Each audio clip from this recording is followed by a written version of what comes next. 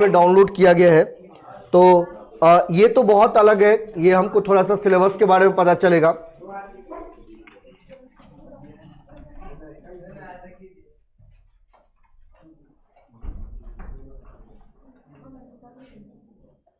भैया आप लोग को बहुत पतला है, अरे ये आपको दिख नहीं रहा होगा, लेकिन फिर भी हम थोड़ा सा बात करेंगे, ध्यान से समझेंगे। हाँ दिख रहा है ना, चलिए बढ़िया है। सुन लो, भैया नहीं दिख रहा होगा, बहुत छोटा, हमको खुद नहीं दिख रहा है ना। सुन लो, सुनिएगा ध्यान से भाई। जिसका भी मैथ्स होगा पहले ध्यान से सुनोगे, क्या होता है, क्या कंडीशन है, सारे चीज़ के बारे में बात करेंगे। सबसे पहला बात तो भैया इस बार आपने रिजल्ट जो देखे होंगे क्लास 12th का है ना, गुरुकुल से, उसमें सबसे हाईएस्ट पे जितने भी है वो टोटल मैथ्स है, टॉप से लेके नीचे तक भैया, है ना। इसका मतलब ये नहीं कि आपको भी थोड़ा सा इसमें देखना पड़ेगा, है ना। ऊपर से लेके नीचे तक पूरे मैथ्स है। मैथ्स में एक ही चीज़ है, सिंपल सा, आपने 9th में 10th में बचपन से पढ़ते आ रहे हैं मैथ्स का। मैथ्स आपको हिस्ट्री, सिविक्स या आपका जो केमिस्ट्री है या फिजिक्स है उसके तरह नहीं पढ़ना है। मैथ्स आपको पढ़ना पड़ेगा जैसे आप क्रिकेट खेलते हो वैसे, जैसे आप भैया गुल्ली डंडा खेलते होंगे, वो क्या बोलते हैं उसको, कंचा खेलते होंगे वैसे। सुन लो, मैथ भैया, आप मैथ्स को अगर जिस दिन पढ़ने लग गए तो आपको मैथ्स नहीं आएगा, लेकिन हाँ जिस दिन आप मैथ्स को खेलने लग गए वो समझ जाना, उसी दिन से आपके लिए मैथ्स अपनापन लगेगा भैया, बड़ा मजा आता है ना। मैथ्स का बहुत ही अलग कंडीशन के बारे में बात करेंगे। बहुत सारे ऐसे हैं, बहुत सारे की बात कर रहा हूँ जो 9th 10th में भैया मैथ्स से डरते होंगे, वो आके 11th में बायो ले लेते हैं, है ना, कि मैथ्स नहीं सॉल्व करना पड़े या उतना फॉर्मूला वगैरह है वो चीज़ नहीं देखना पड़े इसके कारण, ठीक है। लेकिन भैया मैथ्स के बारे में बात करूँ तो मैथ्स से हल्का और इजी और कोई टॉपिक ही नहीं है। सबसे पहली बात भैया, मैथ्स कोई सब्जेक्ट है ही नहीं। मैथ्स को इसलिए पढ़ते हैं क्योंकि आपका फिजिक्स सॉल्व हो पाए। फिजिक्स को सॉल्व करने के लिए मैथ्स को लाया गया था।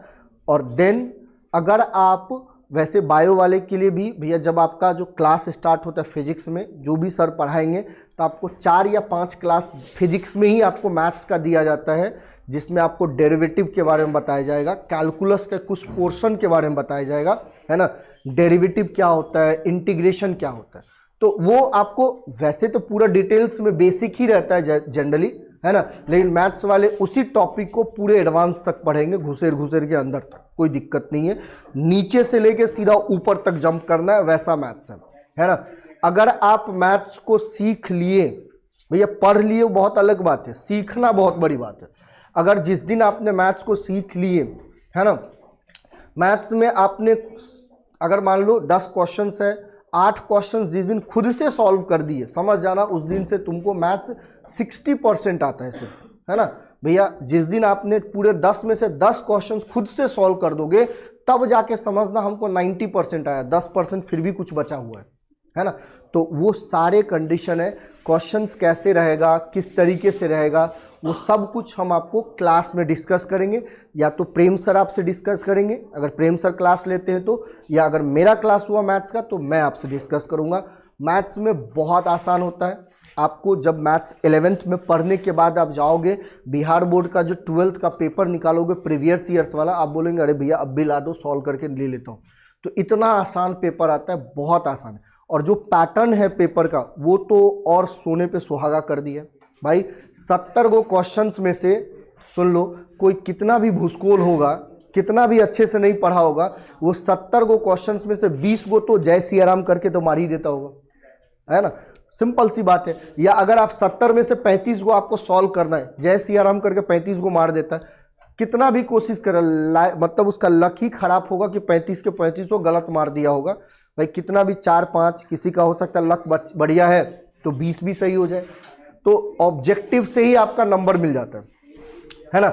और वैसे 70 में से कैसे 70 मतलब 35 सही करके आना है, वो आपको बताया जाता है हर चीज़। जब आप एग्जाम के लिए जाते हो ना, बिहार बोर्ड के 12th के एग्जाम के लिए जाते हो, तो 1-1.5 महीना पहले क्रैश कोर्स होता है, वहां पर आपको वन शॉट में एक दिन करके एक एक चैप्टर पढ़ाए। बोल किसको? तो आपको वो चीज पढ़ाया जाता है, ठीक है। तो अब हम आज बात करें, पहले ध्यान से सुनना, कौन कौन से टॉपिक हैं और किस किस टॉपिक के बारे में हम 11th क्लास में मैथ्स में चर्चा करेंगे। उन सारे टॉपिक्स के बारे में थोड़ा सा एक झलक देख लेते हैं, हल्का हल्का सा हिंट भैया क्या क्या चीज पढ़ना है, उसमें क्या कंडीशन है, उस सारे चीज के बारे में, ठीक है। देखो, आपको एनसीईआरटी का बुक है भैया, आप सब जानते होंगे एनसीईआरटी का बुक आता है, इतना मोटा है ना। और एनसीईआरटी बुक्स 11th में तो आपको एनसीईआरटी ही बुक चलता है। 12th में आप जाओगे, जैसे मैं अभी 12th वाले को जो मैथ्स पढ़ा रहा हूँ, एनसीईआरटी के साथ साथ हम आरएस अग्रवाल भी सॉल्व करवाते हैं।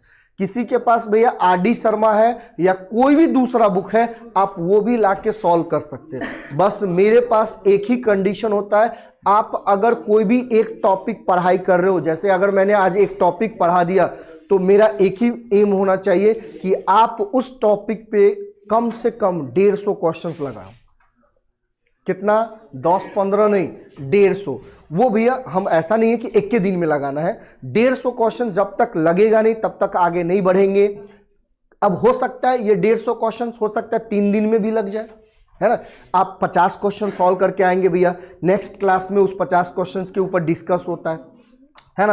अब स्टार्टिंग में क्या होगा, बहुत आसान है, आप 50 के 50 लगा लेंगे, तो होता है कि दूसरे दिन ही हम 100 तक पहुंच जाते हैं। वो आप जब क्लास होता है ना, तब आपको एग्जैक्टली पता चलेगा कि कैसे सॉल्व होता है।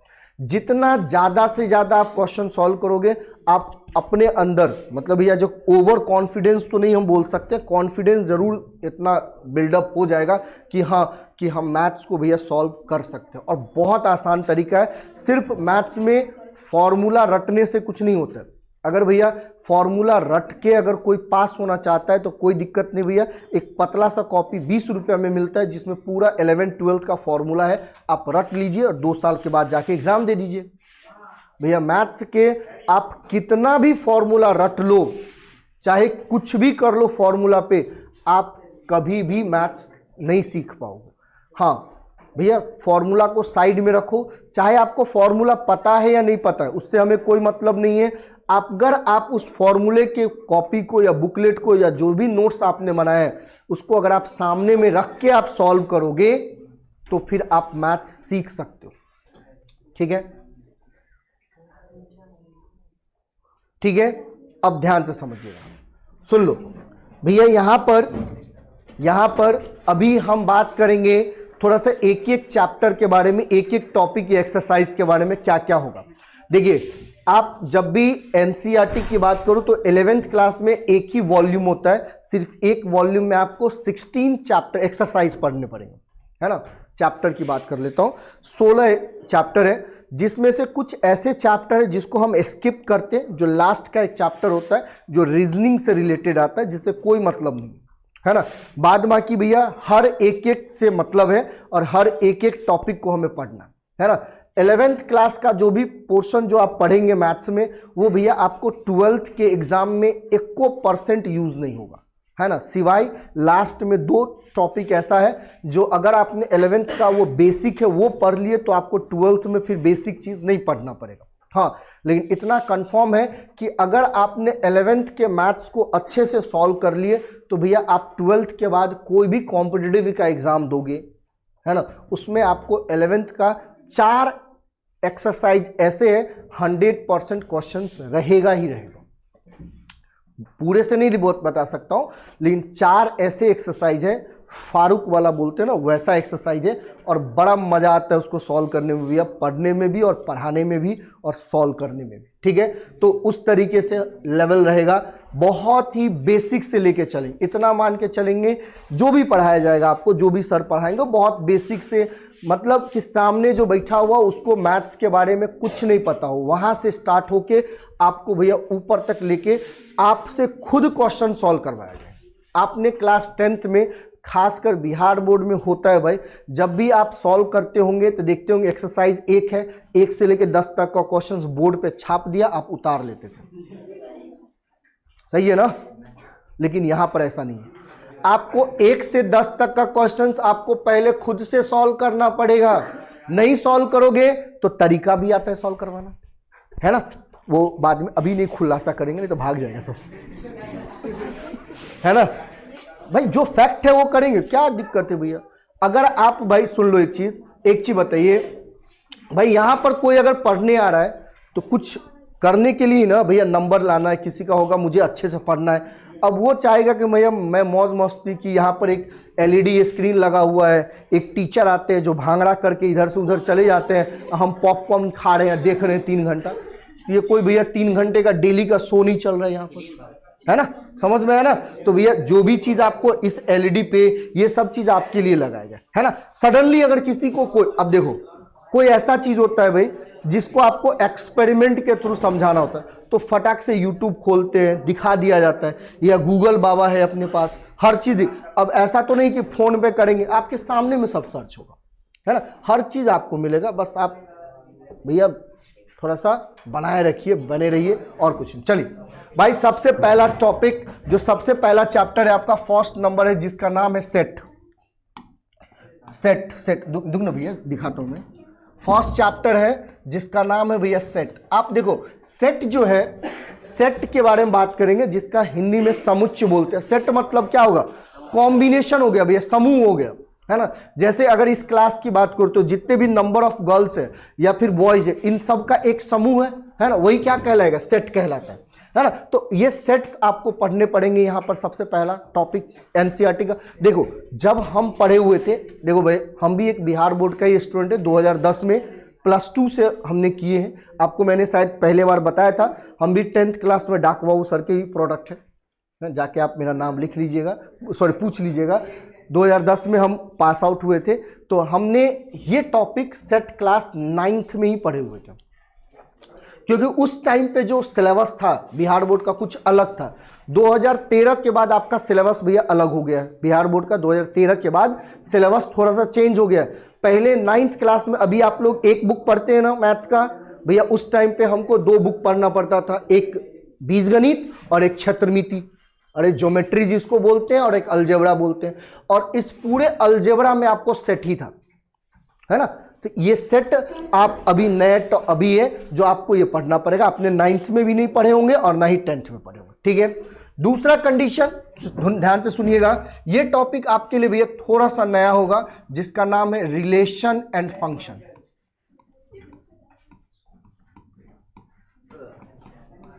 है ना। ये टॉपिक आपके लिए नया होगा, सुन लो भैया। रिलेशन एंड फंक्शंस, फंक्शंस भैया बहुत सारे टाइप्स के हैं, बहुत सारे अलग अलग टाइप्स के हैं।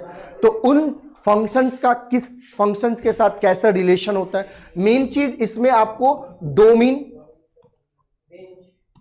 कोडोमेन और रेंज, है ना, इन 3 चीज के बारे में बहुत इंपॉर्टेंट है। और याद रखेंगे, आप जाके देखेंगे जो भी आपके बड़े भैया होंगे, दीदी होंगे, अगर उन्होंने किसी भी टाइप्स का भैया कॉम्पिटिटिव का एग्जाम दिया होगा, आप उनसे पूछना जाके, क्या इन तीनों टॉपिक से एक क्वेश्चन कंफर्म है, 100% रहेगा, बताएंगे आपको पूरा चीज, ठीक है। ये सब टॉपिक है, इसमें ऐसा ही नहीं भैया 3 को टॉपिक है, बहुत सारे टॉपिक्स है जो आपको पढ़ना पड़ेगा, ठीक है। और तीसरा, जो आपने ऑलरेडी पढ़ के आए हैं, लेकिन आपने जो पढ़े हैं भैया वो बहुत बेसिक पढ़े हैं, यहां पर आपको उस लेवल तक लेके जाएगा, लेकिन स्टार्ट होगा कहां से, 10th से ही। जो आपने पढ़े हैं ना भैया, आपने ये पढ़े होंगे ट्रिग्नोमेट्री में सिर्फ एक ट्रायंगल, कौन सा, राइट एंगल ट्रायंगल, अरे समकोण त्रिभुज, याद है ना भैया। राइट एंगल ट्रायंगल को ही हम क्या बोलते हैं, समकोण त्रिभुज बोलते हैं भैया। 11th में भी आपको चैप्टर नंबर 3 पढ़ना है, ट्रिग्नोमेट्री। अब ध्यान से सुनेंगे, फंक्शन। भाई साहब देखिए, सीबीएसई में इतना तो पता है, कंपाउंड जो कॉम्प्लीमेंट्री एंगल उसको हटा दिया गया है। बिहार बोर्ड में ऐसा कुछ भी नहीं है भैया, कोई भी टॉपिक को डिलीट नहीं किया गया है, A to Z टॉपिक आपको पढ़ना है। और जब तक आप कॉम्प्लीमेंट्री एंगल नहीं पढ़ेंगे तब तक आप ट्रिग्नोमेट्री सॉल्व ही नहीं कर पाएंगे, है ना। उसका रीजन है, फैक्ट है, हर चीज बताया जाएगा, क्यों नहीं कर सकते, क्या रीजन है ना। और हाँ, साथ ही साथ भैया इसी में एक टॉपिक और आता है जिसके बारे में आपने जाने नहीं होंगे, इसका नाम है सॉल्यूशन ऑफ ट्रायंगल।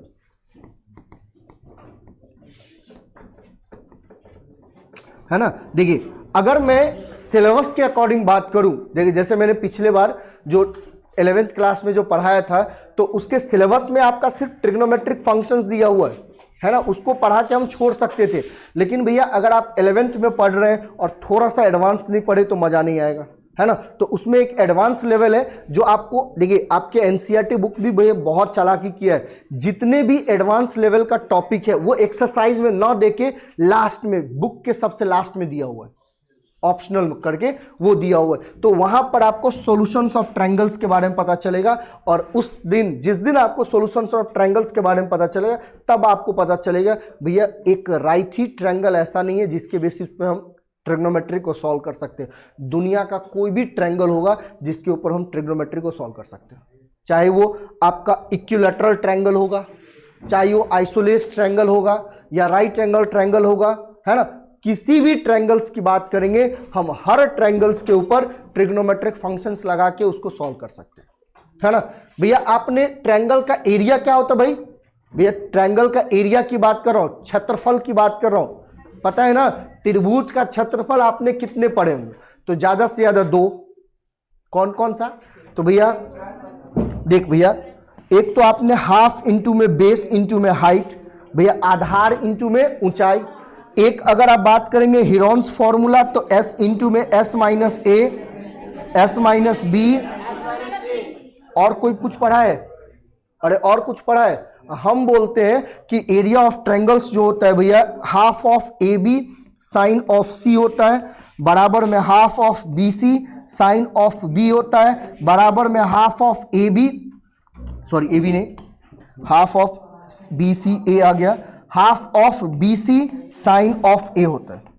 ये भी एरिया ऑफ ट्रायंगल है, इससे भी हम एरिया निकाल सकते हैं किसी ट्रायंगल का, समझ में आया ना। तो हर एक एक तरीका है, हर एक एक कंडीशन है जिससे आपको एरिया भी निकाल सकते हैं, ठीक है।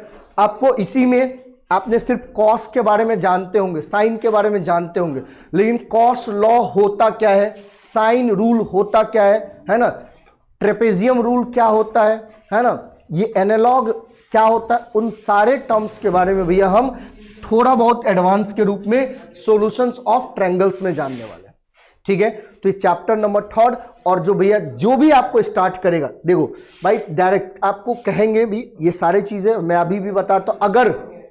अगर आपको स्टार्ट किया तो भाई मैं पहला टॉपिक यही से स्टार्ट करता हूं, ट्रिग्नोमेट्रिक फंक्शन से। अब रीजन है उसका, रीजन इसलिए है कि भाई अगर मैं आपको सेट्स पढ़ा दूंगा या रिलेशन एंड फंक्शंस पढ़ा दूंगा तो थोड़ा सा कंफ्यूज हो जाओगे। क्यों? क्योंकि ये क्वेश्चंस बहुत कम है, थ्योरेटिकल पार्ट है, बोर भी बहुत ज्यादा होगा। और ये पढ़ाने का रीजन यही है कि ये चीज अगर मैं बेसिक से भी स्टार्ट करूं तो ये ऑलरेडी आपने क्लास 10th में पढ़े हैं तो आपको पता होगा और थोड़ा सा मजा आएगा। इसीलिए यहां से हम स्टार्ट करते हैं। चैप्टर नंबर 3 से आपको स्टार्ट किया जाता है, ट्रिग्नोमेट्रिक फंक्शन से, है ना। और इसका पढ़ाने का रूल एक चीज और है कि जब आप फिजिक्स पढ़ेंगे तो वहां पर भी भैया आपको थोड़ा बहुत ट्रिग्नोमेट्री का रूल याद आना चाहिए। तो सबसे पहले हम क्या पढ़ाते हैं? ट्रिग्नोमेट्री पढ़ाते हैं, है ना। जैसे जैसे आप आगे चलोगे आपको पता चलेगा कि क्यों हमने ट्रिग्नोमेट्री ही से क्यों स्टार्ट किया। जैसे आप 12th में जाओ कहीं पर भी भैया, आज तो मैक्सिमम जहां पर भी हमने देखे जो भी क्लास में, सबसे पहले वो मैट्रिक्स पढ़ा देता है। तो रीजन उनको पता है कि मैट्रिक्स हर जगह आता है ना। तो अगर पहले जब हर जगह आएगा तो उस चीज को पहले पढ़ लेंगे तभी तो हम ये कर लेंगे ना। भाई एक चीज बताओ, हमको रोटी बनाना है, अब आटे नहीं है, सीधा हम रोटी सोचेंगे बनाना तो बन जाएगा क्या? तो पहले गेहूं को लाना पड़ेगा, उसको जाके मिल पे देना पड़ेगा। आटा नहीं पीसता है भैया, गेहूं पीसेगा, है ना। तब जाके उसके लिए पानी को मंगवाओ, उसको मिलाओ, है ना। अब हाथ नहीं रहेगा तो गूंथ सकते क्या? सिंपल सी बात है। अब देखो बात अलग है भैया, हाँ बेलना चकला नहीं है तो भी हम रोटी बेल सकते हैं, कोई जरूरत नहीं हाथ से। विदाउट बेलना चकला आप रोटी बेल सकते हो। नहीं रे भैया मशीन से नहीं रे, आपके पास दिमाग है, लगाइए दिमाग। और भैया बहुते होगा जो 9th-10th में आपने गुथे लेता हाथे से, लेकिन बिना बेलना चकला आप रोटी को जितना बड़ा बनाना चाहते हो बनाइए, छोटा रखना चाहते हो छोटा। और हाँ एक चीज और, भैया जिसको नहीं भी बनाना आता है वो भी आप दिखा सकते हो, और एक चीज और, पूरा परफेक्ट गोल बनेगा, ये भी गारंटी है तेरी। ठीक है, समझ में आने भैया। तो थर्ड चैप्टर हम ट्रिग्नोमेट्रिक से स्टार्ट करें। ठीक है, बातें नहीं सुन लो। हाँ सुनिए ध्यान से। इसके बाद भैया चैप्टर नंबर 4 की बात करेंगे। सुन लो ये चैप्टर, सुन लो ए दो। अब हम पहुंच गए भैया अलजेब्रा में। ये भैया इसके बाद हम पहुंच गए, ले भैया लो, इसके बाद हम पहुंच गए अलजेब्रा में। थर्ड चैप्टर के बाद हम पहुंचेंगे चैप्टर नंबर 4 है, और ये चैप्टर बहुत ही आसान है, सिर्फ 10 क्वेश्चन सॉल्व करना है, एक ही एक्सरसाइज है उसमें, जिसका नाम है भैया principle of mathematical induction. Principle of mathematical induction. और आपने ये थोड़ा बहुत 10th में नहीं तो 9th में पढ़े होंगे भैया, सीरीज के बारे में पढ़े होंगे ना, सीरीज 1 + 2 + 3 + 4 + 5 ... n टर्म तक का। ये एपी अलग है भाई। ठीक है, तो ये सारे कंडीशन है, तो इसमें आपको सुन लो, प्रूफ करते भैया इसको मैथमेटिकल किससे, इंडक्शन से। ठीक है, ध्यान से समझिएगा। इसके बाद हम आएंगे चैप्टर नंबर 5 पे। चैप्टर नंबर किस पे आएंगे, 5 पे। और ये चीज भी भैया आपके लिए नया है। क्यों, अब रीजन सुनिए भाई। आपने एक चैप्टर पढ़े हैं क्लास 10th में जिसका नाम है द्विघात समीकरण, और इंग्लिश में पढ़ेंगे भैया क्वाड्रेटिक इक्वेशन, है ना। जहां पर सुन लो भैया कॉम्प्लीमेंट्री स्क्वायर, जो पूरा का पूरा कंप्लीटली स्क्वायर वाले मेथड से आपने पढ़े होंगे। अगर सपोज मान लो इन जनरल की बात कर रहा हूं, तो द्विघात समीकरण ax² प्लस में bx प्लस में c बराबर में 0 होता है ना। तो आप इसको भैया आप पूरा का पूरा कॉम्प्लीमेंट्री जो है कंप्लीटली स्क्वायर मेथड से आप सॉल्व करते हो, तो इसके रूट्स कुछ आते हैं, x बराबर में -b plus minus √b² -4ac। अरे वाह, एनर्जी है। लेकिन स्ट्रिंग पी क्या है, क्या रेड बुल। देखो चलो सुन लो भैया, अब इसका मतलब क्या है, लिखने का मतलब क्या, ध्यान से सुनिए भाई साहब। ये भैया ये रूट्स आता है आपका, यही रूट्स है ना। अब देखो रूट्स का नेचर क्या है भैया, रूट्स की प्रकृति क्या है ना, वो चीज हमें कैसे पता चलता था।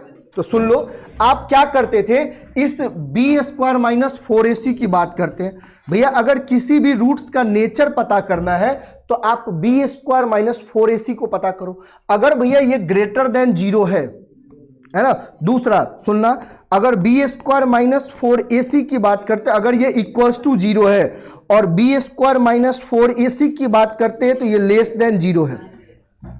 भाई साहब ये 3 रूट्स होता था, सॉरी 3 नेचर होते रूट्स के।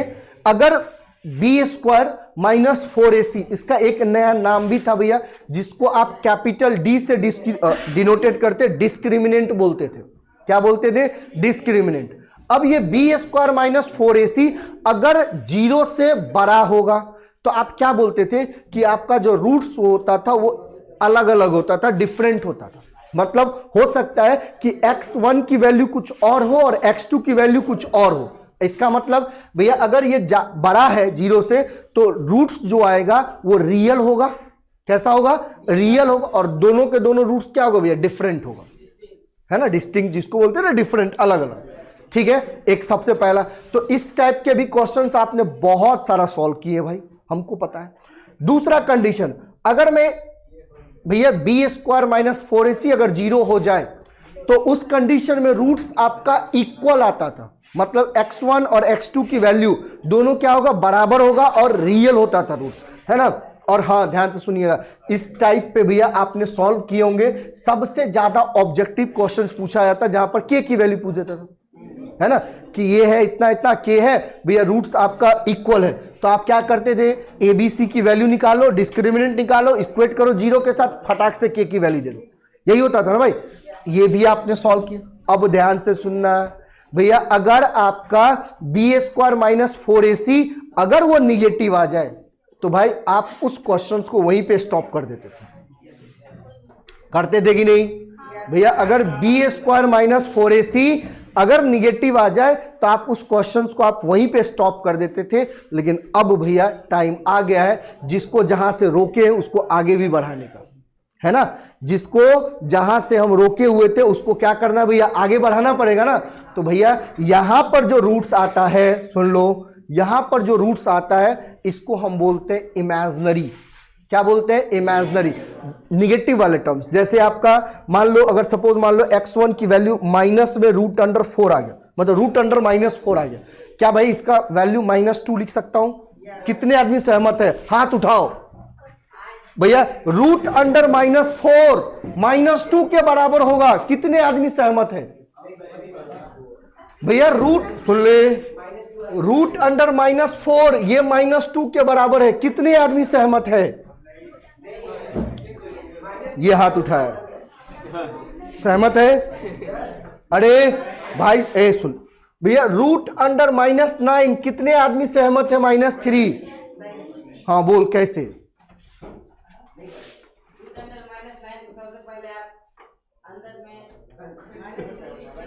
हाँ हाँ, अंदर में क्या लिखे? -3 लिखे। हाँ 3, हाँ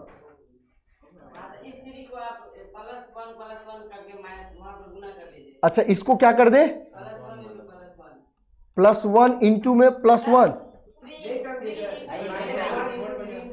एक मिनट रुक जा, फिर से बोल, इक्वेशन बोल, फिर से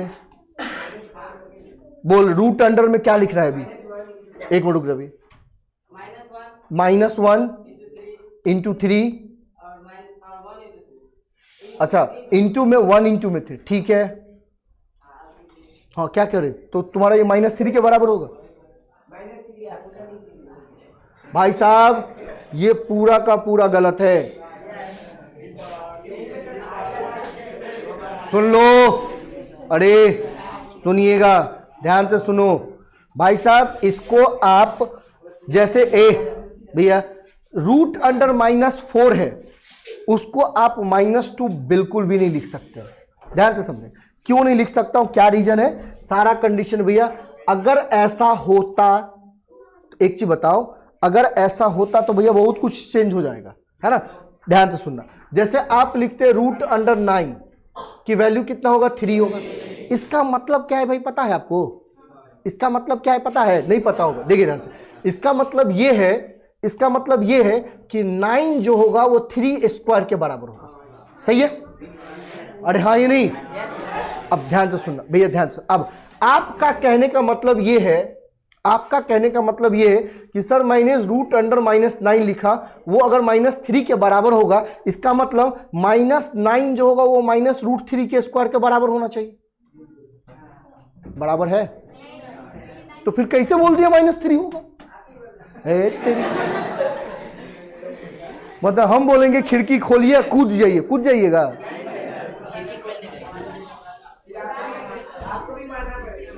सुनिए, हाँ अब थोड़ा सा बात करते भैया, ध्यान से सुनिए।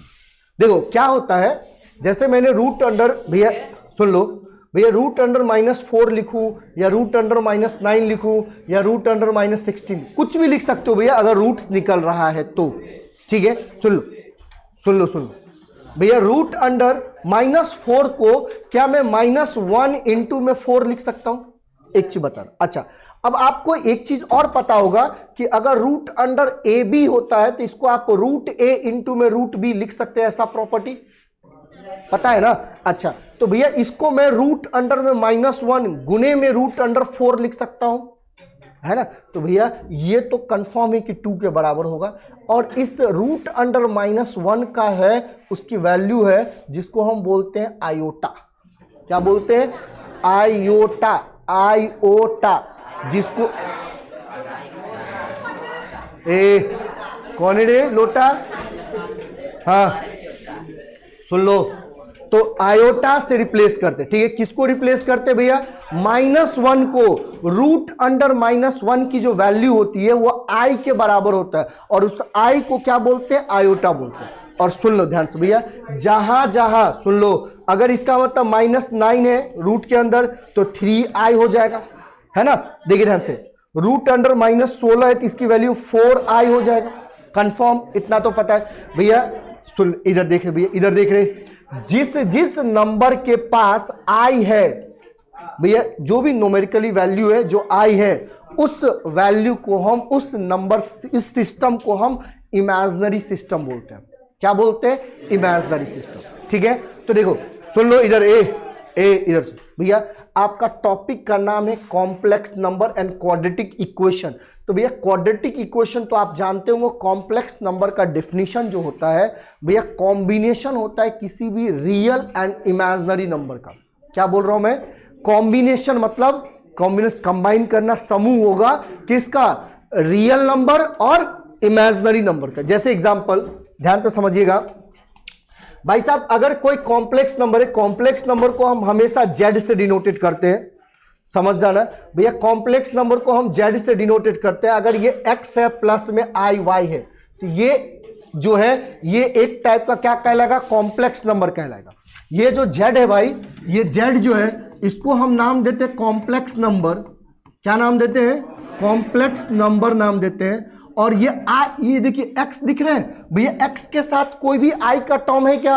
नहीं है, तो ये जो होगा वो रियल नंबर होगा।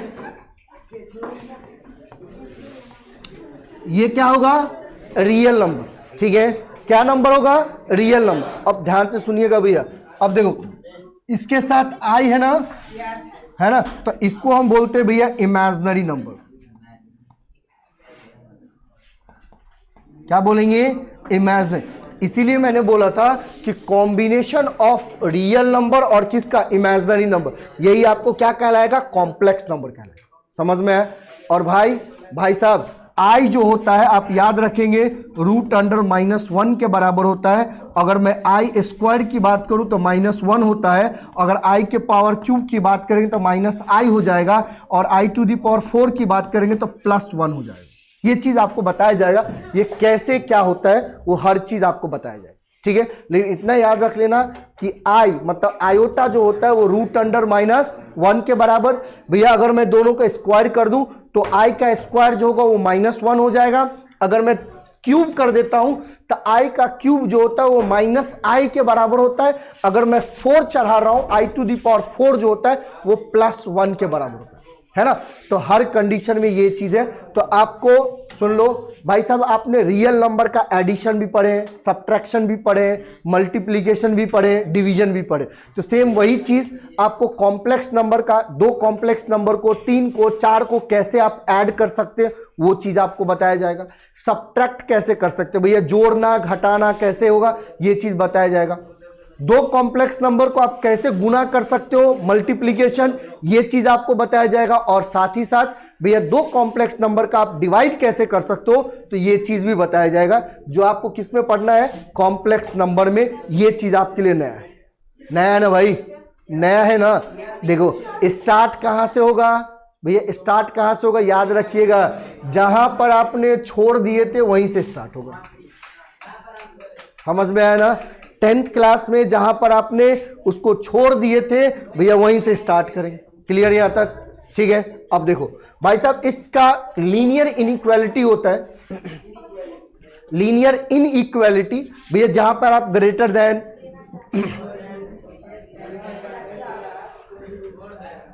अरे भाई सुन लो, ये आप यूज करते हैं, ये यूज करते हैं ना, ये किसका साइन है? इनइक्वालिटी का साइन है ना। तो अब तक आपने इसके बारे में बहुत कुछ नहीं जानते होंगे, लेकिन क्लास 11th में इन साइन के बारे में जानेंगे, है ना। ये जैसे ग्रेटर होगा, ये लेस देन होगा, ये इक्वल्स टू ग्रेटर, ये लेस देन मतलब इक्वल टू लेस देन, है ना। तो ये चारों चीज के बारे में हम, लीनियर इनइक्वालिटी बहुत छोटा सा टॉपिक, ठीक है। और हाँ भाई, ये टॉपिक उनके लिए भैया, ये टॉपिक उनके लिए जो अब तक भ्रम में है कि मैथ्स पढ़ते तो हैं लेकिन यूज कहीं नहीं होता। अरे भाई भैया, डेली लाइफ की बात कर रहा हूं तो सुन लो ध्यान से। भाई साहब, आप शायद अब हमको तो इतना याद नहीं है कि आपको पता है या नहीं पता, बहुत होगा। वैसे भी आप लोग 80 साल के हैं ही, है ना। तो भैया ध्यान से सुनना, सुन लो भाई। एक टाइम था आज से कम सुनो ना 10 साल पहले की बात कर रहा हूं, जब आपको मोबाइल का रिचार्ज करना पड़ता था तो 10 रुपया के एगो कागज मिलता था, इतना बड़ा खरीदते थे इसको ऐसे और फिर नंबर डायल करके उसको रिचार्ज करते थे। डीटीएच को रिचार्ज करना होता था, इतना सा बड़ा चौड़ा वाला मिलता था, है ना, उसको भी खुदेरे और नंबर जाके टिप दिए, रिचार्ज हो जाता। अब तो भैया डिजिटल इंडिया है, सीधा खट खट खट, अरे हाँ वाईफाई हो बोला तो कहीं रिचार्ज करिए, खट से मार देते। पहले नहीं होता था, पहले 5 रुपया 10 रुपया 20 रुपया 30 रुपये हर चीज का रिचार्ज मिलता है ना। सुन ले, अब एक चीज भैया, होशियार आदमी क्या करता है, ध्यान से सुनना। पहले जो रिचार्ज होता था बहुत आदमी ट्राई किया, मैं भी ट्राई किया था। क्या करेगा भैया, एक देखा दुकानदार के पास एक पूरा सीक्वेंस होता था, क्या करेगा 5 गो एक के साथ खरीद लेता था। रीजन इसलिए कि 5 गो तो हम खरीद लिए, इसके बाद पता नहीं वही नंबर को एक बढ़ा के डाल देते कहीं रिचार्ज हो जाए। अरे भाई होता है भाई नंबर जो है, ध्यान से सुनना, नंबर जो है कितने नंबर सिस्टम याद है ना भैया, नंबर सिस्टम अपने 5-6 क्लास में पढ़े होंगे भैया। 0 होता है, 1 होता है, 2 3 4 5 6 7 8 9 10 नहीं भैया, 9 ही, समझ में आया ना। और भाई चाहे आपका मोबाइल का नंबर हो या किसी भी चीज का नंबर हो, भाई साहब यही 0 से लेकर 9 तक के बीच में रहता है कोई भी, है ना। कि अब सुन भाई साहब, रिचार्ज जो करते थे, मान लो किसी का नंबर, और हाँ उसमें 10 को नंबर होता था, नंबर 10 को रहता था, नंबर जो लिखा रहता है वो 10 को, है ना। तो होता था अभी जैसे लास्ट वाला 6 है, तो देखिए एक बार 5 ट्राई कर, एक बार 3, लेकिन नहीं रिचार्ज होता था। रीजन यही है ना भाई साहब। इसके लिए उनको पढ़ना पड़ता था परमुटेशन एंड कॉम्बिनेशन, है ना, परमुटेशन एंड कॉम्बिनेशन। सुन लो भैया, परमुटेशन का मतलब होता है अरेंज करना, है ना। जैसे एग्जांपल भाई, आपने थोड़ा बहुत आपने पढ़े होंगे प्रोबेबिलिटी में, ये बहुत हद तक, हाँ ये परमुटेशन और कॉम्बिनेशन जो है बहुत हद तक आपका प्रोबेबिलिटी से मिलता जुलता है। अरे चल रहा है क्या रे, ऊपर वाला नहीं चल रहा, छोड़ लाइन दे। किससे मिलता जुलता भैया, परमुटेशन का थोड़ा बहुत प्रोबेबिलिटी, ठीक है। तो परमुटेशन का मतलब होता है अरेंज करना, और कॉम्बिनेशन का मतलब होता है सेलेक्ट करना, चुनना, है ना। अगर भैया इसी क्लास में से मुझे 4 को चुनना है, तो हो सकता है कोई कंडीशन रख के मैं पहले इसको अरेंज करूंगा, किसको हमें पिक करना है वो डिसाइड कौन करेगा भैया, कॉम्बिनेशन, ठीक है। तो ये पूरे टॉपिक में आपको ये है ना। एक ये होता है बाइनोमियल थ्योरम। भाई आपने अब तक सुन लो बाइनोमियल थ्योरम, भैया आप भैया एक चीज बताओ, अगर मैं आपको बोलूं a + b का होल स्क्वायर, सब बता देगा भैया। अगर मैं a + b का होल क्यूब पूछूं, ये भी बता देगा भैया, है ना। अब मैं पूछता हूं, सबका दांत निकलेगा भैया, निकाल के दिखा, सॉल्व कर लें कैसे, गुना करके ना। और हम बोलते हैं a + b के पावर में 100, बताओ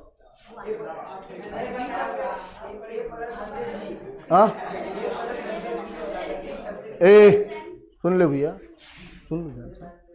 अब भाई पावर में चाहे इनफाइनाइट क्यों ना हो, चुटकी में निकालना सीखेंगे बाइनोमियल थ्योरम से। है भैया, कंडीशन है, कैसे बात कर रहा है। अरे उसके सुन एक, अरे सुन रहे भैया, सुन भाई सब कुछ बताता पहले, उसके लिए सुन लो। इसके लिए सबसे पहले आपको कॉम्बिनेशन के बारे में थोड़ा बहुत जानना पड़ेगा। सुन लो भैया, कॉम्बिनेशन का एक फॉर्मूला होता है भैया, बहुत कुछ जानना है, जिसका फॉर्मूला होता है NCR। इसका मतलब है भैया, NCR का मतलब है, जैसे सपोज मान लो कि आपके क्लास में 100 स्टूडेंट है, उसमें से किसी 4 को सेलेक्ट करना है। अब कितना तरीका होगा सिलेक्ट करने का वो निकालेंगे यहां पर। इसका फॉर्मूला होता है भैया n factorial divided by n minus R factorial और इनटू में r फैक्टोरियल। इसीलिए बोल रहा हूं ना। अब आपको बोलेंगे सर ये फैक्टोरियल क्या होता है, दिक्कत है ना। तो भाई फैक्टोरियल बहुत आसान चीज, जैसे मुझे 5 का फैक्टोरियल निकालना है, कुछ नहीं करना भैया, 1 2 3 4 5 और मल्टीप्लाई कर दो, 4 पंचे 20 दिया, 60 दूना 120, आंसर 120 हो जाएगा। मतलब 5 का फैक्टोरियल कितना होगा, 120 होगा। भैया 2 का फैक्टोरियल कितना होगा, तो सिंपल सा 1 को 2 से मल्टीप्लाई करो, कितना 2 हो जाएगा। अगर 3 का फैक्टोरियल निकालना है तो 1 2 3 6 हो जाएगा। भैया अगर 7 का फैक्टोरियल निकालना है तो 1 को 2 को 3 को 4 को 5 को 6 को 7 को क्या करेंगे आप, मल्टीप्लाई करेंगे, है ना, समझ में है ना। तो इस हाँ जितना भी होगा भैया आप उस तरीके से निकाल सकते हैं। तो ये आपको बता रहा हूं ना, अभी सुन लो ये चीज आपको पता चल। अब देखो सुनना भाई, अब होता क्या है मैं आपको बता देता हूं। देखिए होता क्या है कि अगर भैया a प्लस बी है का स्क्वायर है, आप बोलते हैं a का स्क्वायर प्लस में b का स्क्वायर प्लस में 2ab, या आप ऐसा बोलो सबसे बढ़िया भैया, आप a का स्क्वायर प्लस में 2ab प्लस में b का स्क्वायर, है ना भाई साहब। इसको हम चेक कर के प्रूफ कर सकते हैं कि ये कैसे ये आता है, ये कैसे आता है ना। रीजन ये है भाई, देख लो ध्यान से भैया, सुन ले। अगर भैया a प्लस बी के पावर n है, देखो फॉर्मूला क्या होता है, अगर a प्लस बी के पावर कितना है, n है, तो भैया सबसे पहला condition a to the power n plus क्या, भाग गया यहां से, सुन ध्यान से सुन भैया, nc1 a to the power n minus 1 b होगा, फिर प्लस में nc2 a to the power n minus 2 b के पावर 2 होगा, प्लस में nc3 a to the power n minus 3 b के पावर 3 होगा। भैया इसी तरीके से डिट्टो बढ़ेगा कहां तक, n तक, लास्ट में भैया, है ना। है बहुत लंबा, लेकिन भाई जब आपको ये सुनना भाई, जब आप ये चीज शुरू से पढ़ेंगे ना स्टार्टिंग से, तब ये आपको बहुत आसान लगेगा। किसी भी चीज की वैल्यू को हम क्या कर सकते हैं, फाइंड आउट कर सकते हैं, ठीक है ना। तो अभी घबराइए मत, आपको बस डिस्कस किया जा रहा है कैसे क्या होता है ये चीज। और हाँ लाइफ में भैया आप सबने एक चीज जरूर पढ़े, सीक्वेंस एंड सीरीज, जिसमें आपने एपी के बारे में पढ़े होंगे। किसके बारे में, याद रखिएगा। एक चीज और सुन लो, क्या कहा है रे, सुन लो इधर, 1 मिनट रुक जाओ भैया। आपने 10th क्लास में एपी क्या होता है, अर्थमेटिक प्रोग्रेशन जिसको बोलते, अब ध्यान से सुनिएगा भाई। इस सीक्वेंस एंड सीरीज में हम क्या क्या पढ़ने वाले हैं। अब यहां पर आपको 6 टाइप्स के कंडीशन पढ़ना पड़ेगा। कितने, 6। सुन लो कौन कौन सा। सुन भैया, एपी, इसके साथ साथ आपको AM, arithmetic mean, then GP और जीएम, एचपी और एचएम, मतलब हिंदुस्तान पेट्रोलियम और हेडमास्टर। नहीं रे भैया, है क्या होगा, एचपी मतलब हार्मोनिक प्रोग्रेशन, जीपी मतलब ज्योमेट्रिक प्रोग्रेशन और एपी मतलब भैया अर्थमेटिक प्रोग्रेशन, ठीक है। और एएम का मतलब होता है अर्थमेटिक मीन, जीएम का मतलब ज्योमेट्रिक मीन और एचएम का मतलब भैया कौन सा, हार्मोनिक मीन, ठीक है। अब ध्यान से सुनना भाई, जिन्होंने, सुन लो, आपने क्लास 10th में एपी और एएम बारे में पढ़े होंगे, है ना। अगर आप एपी अच्छे से आता है, इसका मतलब आप समझ जाओ कि आपने एचपी भी पढ़े, हाँ कंफर्म।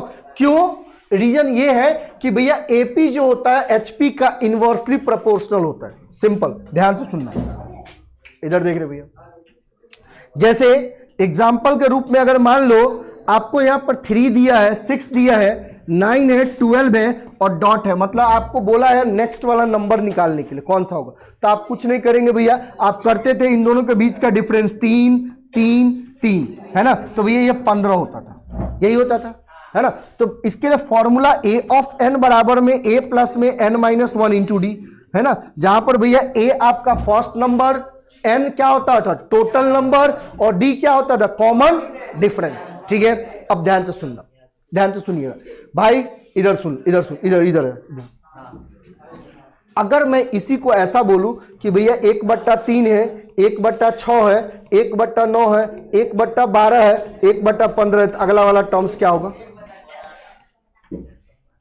है ना। और हाँ, आपको लिखा रहेगा ये R in HP, किसमें लिखा रहेगा, R in HP में।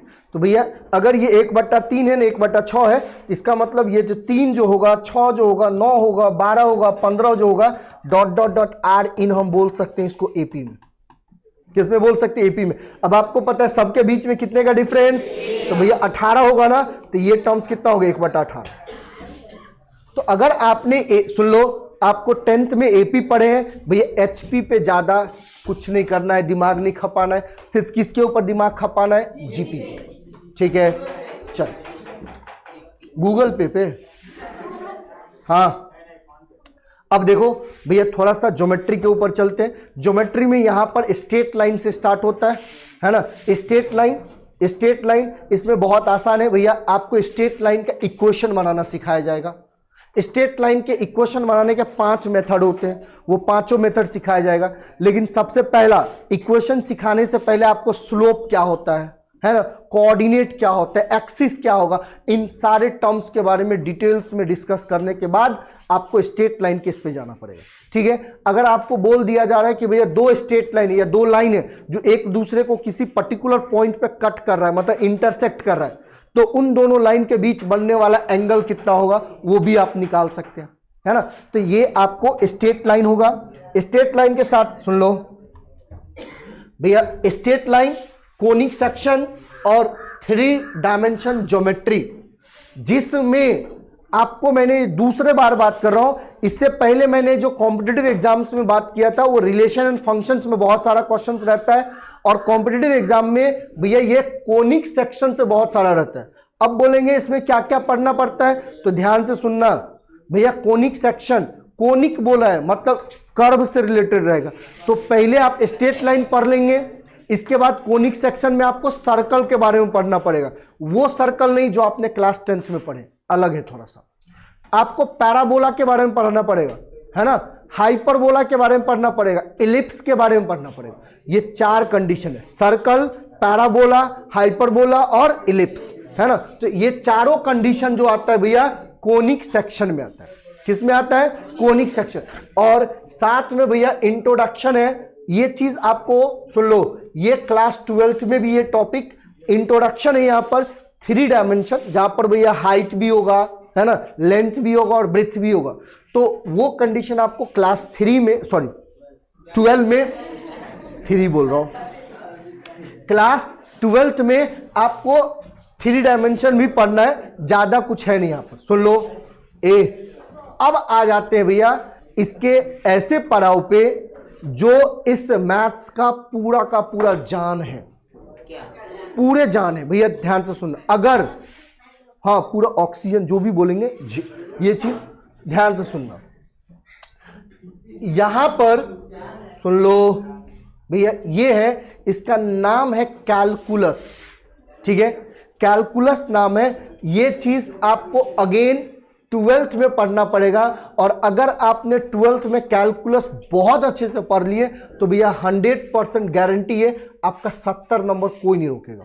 अब सोचो 70 नंबर सिर्फ कैलकुलस से। भाई साहब कैलकुलस 12th में आपको पूरा आधा बुक है, एक पार्ट आपका पूरा कैलकुलस ही समझ लो भैया। जहां पर सुन लो ए भैया, यहां पर हम देखो ध्यान से, डरा नहीं रहा हूं भैया, बहुत आसान है। जब आप पढ़ोगे ना तब आप देखो भैया, क्लास 10th में भी आप जब मैथ्स के बारे में 9th में थे तो आपको लग रहा होगा कि 10th का कितना ये होगा, लेकिन उससे भी आसान है क्लास 11th और 12th। जो आपने पढ़े हैं ना उससे भी बहुत ज्यादा आसान है। बस आपको कंडीशन एक ही 2 चीज है, अगर भैया जैसे आपको बोला जा रहा है, मैंने आपको पहले ही बोला हूं कि आपको जो भी टीचर पढ़ाएंगे वो जैसे बोला जाएगा वो आप वैसे चलिए, तो आपके लिए बहुत आसान हो जाएगा मैथ्स। खासकर मैथ्स की बात करो, बहुत आसान हो जाएगा, है ना। चाहे वो प्रेम सर हो या मैं हूं, आपको जिस तरीके से लेके जाऊंगा वैसे पढ़ोगे तो फिर ये सब टॉपिक कुछ नहीं है भैया, बहुत आसान। और हाँ, सबसे पहले ये भी गारंटी है भैया, 4 महीने के अंदर में पूरा का पूरा मैथ्स बुक खत्म हो जाता है। पूरे पिछले बार भी हमने 3 बार प्रैक्टिस किए थे पूरे 11th का, और 12th का जो मैथ्स जो होता है अगस्त में खत्म हो जाता है, 2 बार 12th का होता है। जितना जल्दी आप ये इस चीज को पकड़ लो, जितना जल्दी आप पकड़ लोगे उतना आपके लिए आसान होता है, डरो मत। देखो अब ये जो है डेरिवेटिव की बात, डेरिवेटिव बोल रहा हूं, कैलकुलस में देखो ध्यान से भैया, आपको यहां पर पहले लिमिट के बारे में पढ़ना पड़ता है, ये आपको 11th में भी और 12th में भी पढ़ना पड़ेगा। इसके बाद लिमिट के बाद आ जाता है यहां पर भैया कंटिन्यूटी। कंटिन्यूटी ये भी 11th में बहुत कम है, आप सुन लो, आपको 12th में पढ़ना पड़ेगा। सुन लो ध्यान से सुनिएगा, है ना। अब देखो भैया, अब कंटिन्यूटी के बाद आपको पढ़ना पड़ेगा डेरिवेटिव, है ना। ये आपको 11th एंड 12th दोनों पढ़ना पड़ेगा, ठीक है। इसके बाद भैया इस डेरिवेटिव का आप यूज कहां पे कर रहे हैं, मतलब application of derivative, application of derivative ये आपको सिर्फ 12th में पढ़ना पड़ेगा। देन सुन लो, इसके बाद आ जाते हैं भैया इंटीग्रेशन। इंटीग्रेशन ये भी आपको 12th में पढ़ना पड़ेगा, है ना। अब इस इंटीग्रेशन का आप डेली लाइफ में यूज कहां करते हो, एप्लीकेशन।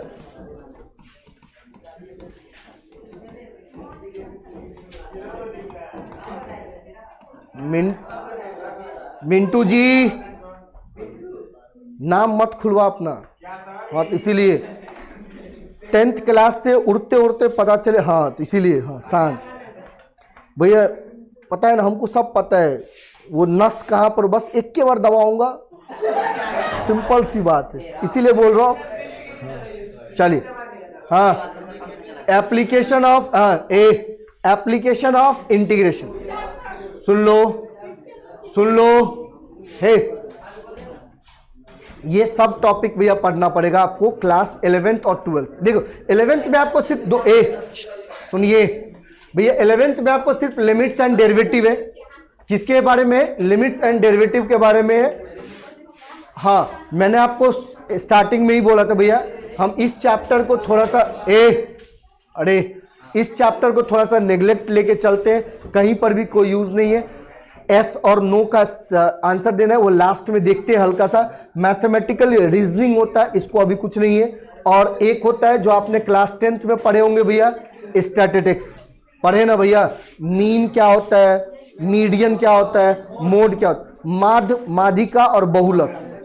तो स्टैटिस्टिक्स यही चीज, वही चीज आपको यहां पर भी पढ़ना है। और लास्ट में प्रोबेबिलिटी, ठीक है। सुन लो भैया, ये पूरे टॉपिक है,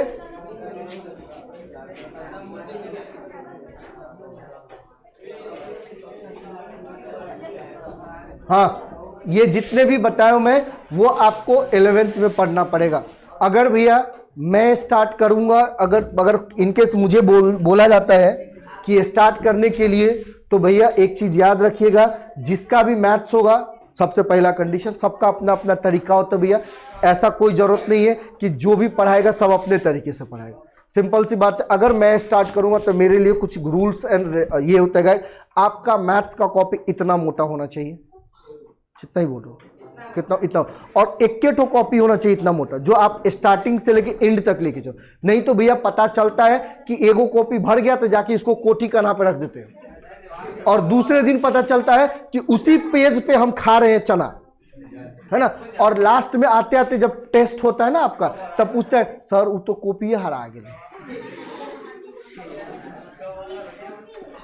है ना भैया। दो सुन लो, मैथ्स के लिए अगर मेरा क्लास होता है तो 2 कॉपी, एक भैया मोटा सा, एक बहुत पतला सा, मुश्किल से 20 या 25 पेज का।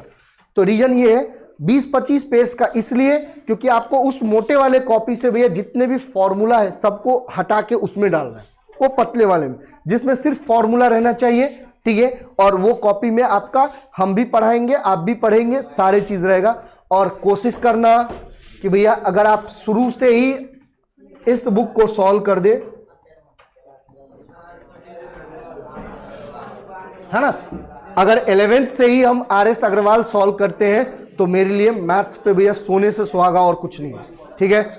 तो अगर ऐसा होता है, अगर मुझे मिलता है क्लास, वैसे चांस है प्रेम सर का भी, प्रेम सर भी आपको पढ़ाएंगे, वो उन सर का भी RS अग्रवाल सर भी RS अग्रवाल से बहुत सारे टॉपिक लेते हैं, पढ़ाते हैं। तो आपको अगर क्योंकि मेरा शेड्यूल नहीं रहता, अगर बनता है कोई शेड्यूल तो अगर मैं लेता हूं तो आपको बता दिया, वैसे सर का चांस ज्यादा है तो आप पढ़ेंगे। बस मुझे इतना बताया गया था, आपको सिलेबस से रिलेटेड थोड़ा कुछ बता दिया जाए।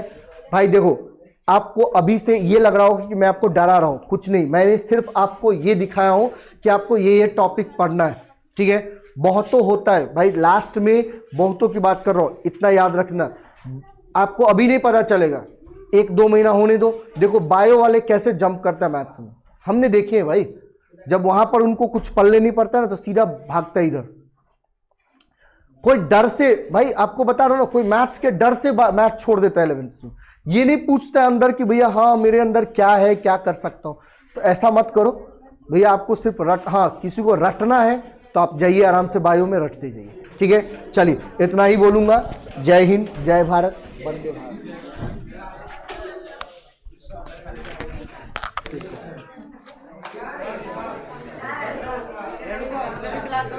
थोड़ा देर